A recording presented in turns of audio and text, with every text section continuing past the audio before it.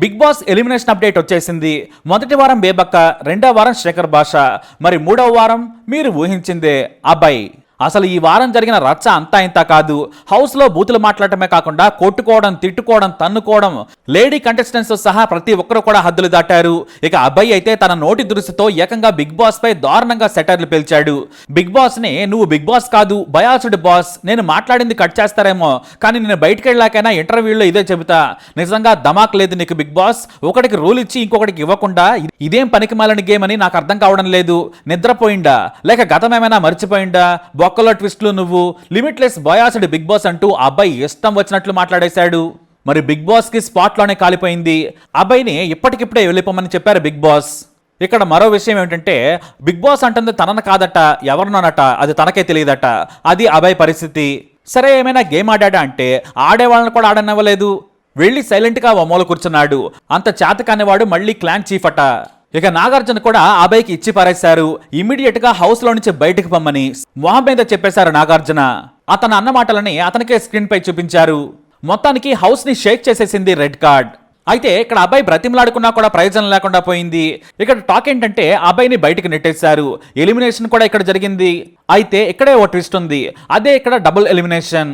అబ్బాయిని red card తో బయటకు పంపించారు. ఆ తర్వాత యష్మిని ఎలిమినేట్ చేశారు. కానీ ట్విస్ట్ ఏంటంటే యష్మి సీక్రెట్ రూమ్కి వెళ్ళింది.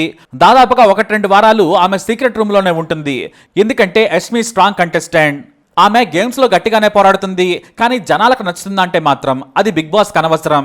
గేమ్ లో యాక్టివ్ గా ఉన్నారా లేదా అన్నది ఇప్పుడు ప్రశ్న.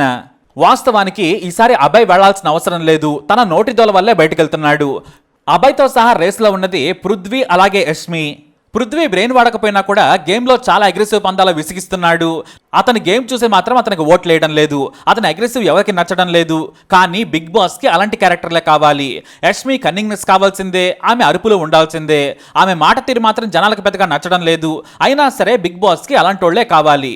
చేతుల తన మూతితో తానే కాల్చుకున్నాడు అబ్బాయి. అయితే ఈ వారం బిగ్ బాస్ లో యష్మిని సీక్రెట్ హౌస్ కి పంపి హౌస్ లోకి కొత్త సెలబ్రిటీస్ ని పంపుతున్నారు. గతంలో సక్సెస్ అయిన కంటెస్టెంట్ ని వైల్డ్ కార్డ్ ద్వారా హౌస్ లోకి పంపాలని ప్రణాళికలు చేస్తున్నారట.